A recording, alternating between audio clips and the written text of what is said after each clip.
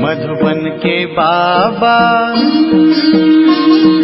मधुबन के बाबा मुरली वाले, आपका क्या कहना, आपका क्या कहना। ओम शांति। आज 25 जनवरी 2025 के साकार मधुर महावाक्य है। आज मीठे मीठे बाप दादा बोले, मीठे बच्चे चुस्त स्टूडेंट बन अच्छे मार्क्स से पास होने का पुरुषार्थ करो। सुस्त स्टूडेंट नहीं बनना। सुस्त वह है जिन्हें सारा दिन मित्र संबंधी याद आते हैं। बाबा कहते हैं, मीठे बच्चे चुस्त स्टूडेंट बन अच्छे मार्क्स से पास होने का पुरुषार्थ करो। सुस्त स्टूडेंट नहीं बनना। सुस्त वह है जिन्हें सारा दिन मित्र संबंधी याद आते हैं। बाबा ने आज प्रश्न पूछा कि संगम युग पर सबसे तकदीरवान किसको कहेंगे? तो उत्तर में बाबा ने कहा, जिन्होंने अपना तन मन धन सब सफल किया है, वह कर रहे हैं, वो हैं तकदीरवान। कोई कोई तो बहुत मनहूस होते हैं और फिर समझा जाता है तकदीर में नहीं है। समझते नहीं कि विनाश सामने खड़ा है, कुछ तो कर लें।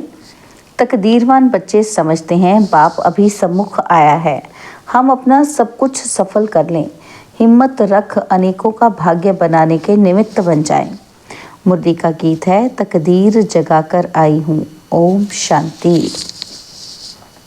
यह तो तुम बच्चे तकदीर बना रहे हो।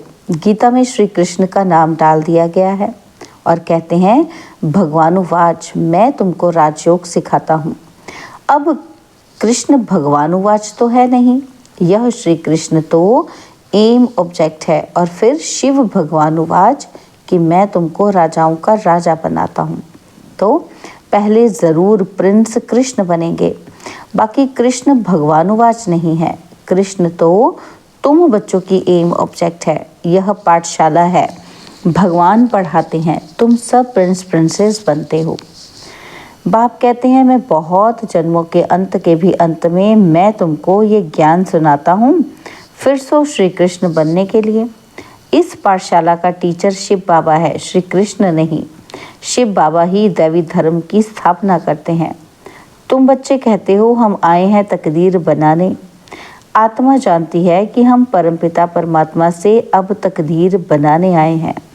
यह है प्रिंस प्रिंसेस बनने की तकदीर, राजयोग है ना। शिव बाबा द्वारा पहले पहले स्वर्ग के 2 पत्ते राधे कृष्ण निकलते हैं। यह जो चित्र बनाया है यह ठीक है, समझाने के लिए अच्छा है। गीता के ज्ञान से ही तकदीर बनती है। तकदीर जगी थी सो फिर फूट गई। बहुत जन्मों के अंत में तुम एकदम तमो प्रधान बैगर बन गए हो। अब फिर प्रिंस बनना है। पहले तो ज़रूर राधे कृष्ण ही बनेंगे, फिर उन्हों की भी राजधानी चलती है, सिर्फ एक तो नहीं होगा ना। स्वयंवर बाद राधे कृष्ण सो फिर लक्ष्मी नारायण बनते हैं। नर से प्रिंस व नारायण बनना एक ही बात है। तुम बच्चे जानते हो यह लक्ष्मी नारायण स्वर्ग के मालिक थे। ज़रूर संगम पर ही स्थापना हुई होगी, इसलिए संगम युग को पुरुषोत्तम युग कहा जाता है। आदि सनातन देवी देवता धर्म की स्थापना होती है, बाकी और सब धर्म विनाश हो जाएंगे। सतयुग में बरोबर एक ही धर्म था। वह हिस्ट्री ज्योग्राफी ज़रूर फिर से रिपीट होनी है। फिर से स्वर्ग की स्थापना होगी जिसमें लक्ष्मी नारायण का राज्य था, परिस्थान था, अभी तो कब्रिस्तान है। सब कामचिता पर बैठ भस्म हो जाएंगे। सतयुग में तुम महल आदि बनाएंगे। ऐसे नहीं कि नीचे से कोई सोने की द्वारिका व लंका निकल आएगी। द्वारिका हो सकती है, लंका तो नहीं होगी। गोल्डन एज कहा जाता है राम राज्य को। सच्चा सोना जो था वो सब लूट गया। तुम समझाते हो कि भारत कितना धनवान था, अभी तो कंगाल है। कंगाल अक्षर लिखना कोई बुरी बात नहीं है। तुम समझा सकते हो सतयुग में एक ही धर्म था, वहाँ और कोई धर्म हो नहीं सकता। कई कहते हैं कैसे हो सकता, क्या सिर्फ देवताएं ही होंगे? अनेक मत मतांतर हैं, एक न मिले दूसरे से। कितना वंडर है, कितने एक्टर्स हैं। अभी स्वर्ग की स्थापना हो रही है, हम स्वर्गवासी बनते हैं। यह याद रहे तो सदा हर्षित मुख रहेंगे। तुम बच्चों को बहुत खुशी रहनी चाहिए। तुम्हारी एम ऑब्जेक्ट तो ऊंच है ना। हम मनुष्य से देवता स्वर्गवासी बनते हैं, यह भी तुम ब्राह्मण ही जानते हो कि स्वर्ग की स्थापना हो रही है। यह भी सदैव याद रहना चाहिए, परंतु माया घड़ी घड़ी भुला देती है। तकदीर में नहीं है तो सुधरते ही नहीं। झूठ बोलने की आदत आधा कल्प से पड़ी हुई है, ये निकलती नहीं। झूठ को भी खजाना समझ रखते हैं, छोड़ते ही नहीं। तो समझा जाता है इनकी तकदीर ऐसी ही है। बाप को याद नहीं करते। यह भी याद भी तब रहे जब पूरा ममत्व निकल जाए, सारी दुनिया से वैराग्य, मित्र संबंधियों आदि को देखते हुए जैसे कि देखते ही नहीं। जानते हैं कि ये सब नरकवासी कब्रिस्तानी हैं, ये सब खत्म हो जाने हैं। अब हमको वापस घर जाना है, इसलिए सुखधाम शांतिधाम को ही याद करते हैं। हम कल स्वर्गवासी थे, राज्य करते थे, ये वह गवा दिया है, फिर हम राज्य लेते हैं। बच्चे समझते हैं कि भक्ति मार्ग में कितना माथा टेकना, पैसे बर्बाद करना होता है। चिल्लाते ही रहते हैं, मिलता कुछ भी नहीं। आत्मा पुकारती है, बाबा आओ सुखधाम ले चलो, सो भी जब अंत में बहुत दुख होता है तब याद करते हैं। तुम देखते हो कि अभी ये पुरानी दुनिया खत्म होनी है, अभी हमारा ये अंतिम जन्म है। इसमें हमको सारी नॉलेज मिली है, नॉलेज पूरी धारण करनी है। अर्थक्वेक आदि अचानक होती है ना। हिंदुस्तान पाकिस्तान के पार्टीशन में कितने मरे होंगे। तुम बच्चों को शुरू से लेकर अंत तक सब मालूम पड़ा है। बाकी जो रहा हुआ होगा वह भी मालूम पड़ता जाएगा। सिर्फ एक सोमनाथ का मंदिर सोने का नहीं होगा, और भी बहुतों के महल मंदिर आदि सोने के होंगे। फिर क्या होता है, कहाँ गुम हो जाते हैं? क्या अर्थक्वेक में ऐसे अंदर चले जाते हैं जो निकलते ही नहीं, अंदर सड़ जाते हैं? क्या होता है आगे चल तुमको पता पड़ जाएगा। कहते हैं सोने की द्वारिका चली गई। अभी तुम कहेंगे ड्रामा में वह नीचे चली गई, फिर चक्कर फिरेगा तो ऊपर आएगी, सो भी फिर से बनानी होगी। ये चक्र बुद्धि में सिमरन करते बड़ी खुशी रहनी चाहिए। यह चित्र तो पॉकेट में रख देना चाहिए। यह बैज बहुत सर्विस लायक है, परंतु इतनी सर्विस कोई करते नहीं है। तुम बच्चे ट्रेन में भी बहुत सर्विस कर सकते हो, परंतु कोई भी कभी समाचार लिखते ही नहीं कि ट्रेन में क्या सर्विस की। थर्ड क्लास में भी सर्विस हो सकती है। जिन्होंने कल्प पहले समझा है, जो मनुष्य से देवता बने हैं वही समझेंगे। मनुष्य से देवता गाया जाता है। ऐसे नहीं कहेंगे कि मनुष्य से क्रिश्चियन व मनुष्य से सिख, नहीं, मनुष्य से देवता बने अर्थात आदि सनातन देवी देवता धर्म की स्थापना हुई। बाकी सब अपने अपने धर्म में चले गए। झाड़ में दिखाया जाता है कि फलाने फलाने धर्म फिर कब स्थापन होंगे। देवताएं हिंदू बन गए, हिंदू से फिर और धर्मों में कन्वर्ट हो गए। वह भी बहुत निकलेंगे जो अपने श्रेष्ठ कर्म धर्म को छोड़ दूसरे धर्मों में जाकर पड़े हैं। वह निकल आएंगे, पीछे थोड़ा समझेंगे, प्रजा में आ जाएंगे। देवी देवता धर्म में सब थोड़े आएंगे, सब अपने अपने सेक्शन में चले जाएंगे। तुम्हारी बुद्धि में यह सब बातें हैं। दुनिया में क्या क्या करते रहते हैं, अनाज के लिए कितना प्रबंध रखते हैं, बड़ी बड़ी मशीनें लगाते हैं, होता कुछ भी नहीं है। सृष्टि को तमोप्रधान बनना ही है, सीढ़ी नीचे उतरनी ही है। ड्रामा में जो नूंद है वह होता रहता है, और फिर नई दुनिया की स्थापना होनी ही है। साइंस जो अभी सीख रहे हैं थोड़े वर्ष में होशियार हो जाएंगे, जिससे फिर वहाँ बहुत अच्छी अच्छी चीज़ें बनेंगी। यह साइंस वहाँ सुख देने वाली होगी। यहाँ सुख तो थोड़ा है, दुख बहुत है। इस साइंस को निकले कितने वर्ष हुए हैं। आगे तो ये बिजली गैस आदि कुछ नहीं था, अभी तो देखो क्या हो गया है। वहाँ तो फिर सीखे सिखाए चलेंगे, जल्दी जल्दी काम होता जाएगा। यहाँ भी देखो मकान कैसे बनते हैं, सब कुछ रेडी रहता है, कितनी मंजिल बनाते हैं। वहाँ ऐसे नहीं होगा, वहाँ तो सबको अपनी अपनी खेती होती है। टैक्स आदि कुछ नहीं पड़ेगा। वहाँ तो अथाह धन होता है, ज़मीन भी ढेर होती है, नदियाँ तो सब होंगी, बाकी नाले नहीं होंगे जो बाद में खोदे जाते हैं। बच्चों को अंदर में कितनी खुशी रहनी चाहिए कि हमको डबल इंजन मिली हुई है। पहाड़ी पर ट्रेन को डबल इंजन मिलती है तो तुम बच्चे भी अंगुली देते हो ना। तुम हो कितने थोड़े, तुम्हारी महिमा भी गाई हुई है। तुम जानते हो कि हम खुदाई खिदमतगार हैं, श्रीमत पर खिदमत कर रहे हैं। बाबा भी खिदमत करने आए हैं, एक धर्म की स्थापना और अनेक धर्मों का विनाश करा देते हैं। थोड़ा आगे चलकर देखेंगे, बहुत हंगामे होंगे। अभी भी डर रहे हैं कि कहीं लड़कर बॉम्ब से ना चला दे। चिंगारी तो बहुत लगती रहती है, घड़ी घड़ी आपस में लड़ते रहते हैं। बच्चे जानते हैं पुरानी दुनिया खत्म होनी ही है, फिर हम अपने घर चले जाएंगे। अभी 84 का चक्र पूरा हुआ है, सब इकट्ठे चले जाएंगे। तुम्हारे में भी थोड़े हैं जिनको घड़ी घड़ी याद रहती है।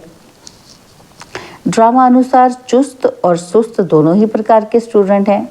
चुस्त स्टूडेंट्स अच्छी मार्क्स से पास हो जाते हैं। सुस्त जो होगा उनका तो सारा दिन लड़ना झगड़ना ही होता रहता है, बाप को याद नहीं करते।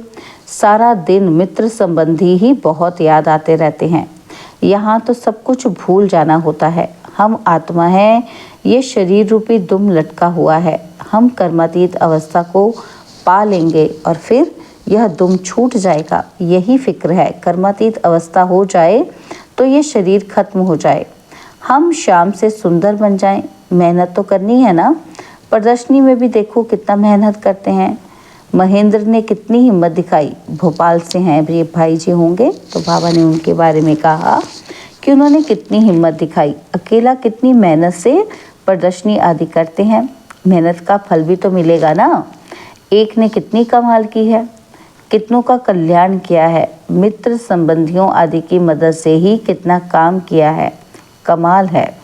मित्र संबंधियों को समझाते हैं कि ये पैसे आदि सब इस कार्य में लगाओ, रखकर क्या करेंगे। सेंटर भी खोला है हिम्मत से, कितनों का भाग्य बनाया है। ऐसे 5-7 निकले तो कितनी सर्विस हो जाए। कोई कोई तो बहुत मनहूस होते हैं, फिर समझा जाता है तकदीर में नहीं है। समझते नहीं कि विनाश सामने खड़ा है, कुछ तो कर लें। अभी मनुष्य जो दान करेंगे ईश्वर अर्थ कुछ भी मिलेगा नहीं। ईश्वर तो अभी आया है स्वर्ग की राजाई देने, दान पुण्य करने वालों को कुछ भी मिलेगा नहीं। संगम पर जिन्होंने अपना तन मन धन सब सफल किया है, वह कर रहे हैं, वह है तकदीरवान। परंतु तकदीर में नहीं है तो समझते ही नहीं। तुम जानते हो वह भी ब्राह्मण है, हम भी ब्राह्मण हैं। हम हैं प्रजापिता ब्रह्मा कुमार कुमारियाँ, इतने ढेर ब्राह्मण। वह है कुख वंशावली, तुम हो मुख वंशावली। शिव जयंती संगम पर होती है। सब अब स्वर्ग बनाने के लिए बाप मंत्र देते हैं, मन मना भाव। मुझे याद करो तो तुम पवित्र बन पवित्र दुनिया का मालिक बन जाएंगे। ऐसे युक्ति से पर्चे छपाने चाहिए। दुनिया में मरते तो बहुत है ना, जहाँ भी कोई मरे तो वहाँ पर्चे बांटने चाहिए। बाप जब आते हैं तब ही पुरानी दुनिया का विनाश होता है और उसके बाद स्वर्ग के द्वार खुलते हैं। अगर कोई सुखधाम चलना चाहे तो ये मंत्र है, मन मना भाव। ऐसा रसीला छपा हुआ पर्चा सबके पास हो, शमशान में भी बांट सकते हैं। बच्चों को सर्विस का शौक चाहिए। सर्विस की युक्तियां तो बहुत बतलाते हैं, यह तो अच्छी रीति लिख देना चाहिए। एम ऑब्जेक्ट तो लिखा हुआ है, समझाने की बड़ी अच्छी युक्ति चाहिए। अच्छा, मीठे मीठे सिकिलदे बच्चों प्रति माता पिता बाप दादा का याद प्यार और गुड मॉर्निंग। रूहानी बाप की रूहानी बच्चों को नमस्ते। हम रूहानी बच्चों की रूहानी बाप दादाजी को दिलवा जान सिकवा प्रेम से नमस्ते। ओम शांति। प्यारे बाबा, मीठे बाबा, मेरे बाबा, शुक्रिया बाबा, शुक्रिया बाबा, शुक्रिया। धारणा के लिए मुख्य सार है। पहला पॉइंट है, कर्मातीत अवस्था को प्राप्त करने के लिए इस शरीर रूपी दुम को भूल जाना है। एक बाप के सिवाय कोई मित्र संबंधी आदि याद न आए, ये मेहनत करना है। सेकंड पॉइंट है, श्रीमत पर खुदाई खिदमतगार बनना है। तन मन धन सब सफल कर अपनी ऊंच तकदीर बनानी है। बाबा ने आज वरदान दिया, कर्म भोग रूपी परिस्थिति की आकर्षण को समाप्त करने वाले संपूर्ण नष्ट मोहा भव। कर्म भोग रूपी परिस्थिति की आकर्षण को भी समाप्त करने वाले संपूर्ण नष्ट मोहा भव। अभी तक प्रकृति द्वारा बनी हुई परिस्थितियां अवस्था को अपनी तरफ कुछ न कुछ आकर्षित करती हैं। सबसे ज़्यादा अपनी देह के हिसाब किताब रहे हुए कर्म भोग के रूप में आने वाली परिस्थिति अपनी तरफ आकर्षित करती है। जब यह भी आकर्षण समाप्त हो जाए तब कहेंगे संपूर्ण नष्ट मोहा। कोई भी देह की व देह की दुनिया की स्थिति को हिला नहीं सके। यही संपूर्ण स्टेज है। जब ऐसी स्टेज तक पहुंच जाएंगे तब सेकंड में अपने मास्टर सर्वशक्तिमान स्वरूप में सहज स्थित हो सकेंगे। स्लोगन है, पवित्रता का व्रत सबसे श्रेष्ठ सत्यनारायण का व्रत है। इसमें ही अतीन्द्रिय सुख समाया हुआ है। पवित्रता का व्रत सबसे श्रेष्ठ सत्यनारायण का व्रत है। इसमें ही अतीन्द्रिय सुख समाया हुआ है। ओम शांति। अंतर्मुख अभ्यास के अंतर्गत बाबा ने कहा, अपनी शक्तिशाली मनसा द्वारा सकाश देने की सेवा करो। मनसा सेवा बेहद की सेवा है। जितना आप मनसा से वाणी से स्वयं सैंपल बनेंगे तो सैंपल को देख करके स्वतः ही आकर्षित होंगे। कोई भी स्थूल कार्य करते हुए मनसा द्वारा वाइब्रेशन फैलाने की सेवा करो। जैसे कोई बिजनेसमैन है तो स्वप्न में भी अपना बिजनेस देखता है। ऐसा आपका काम है विश्व कल्याण करना। यही आपका ऑक्यूपेशन है। इस ऑक्यूपेशन को स्मृति में रख सदा सेवा में बिजी रहो। ओम शांति।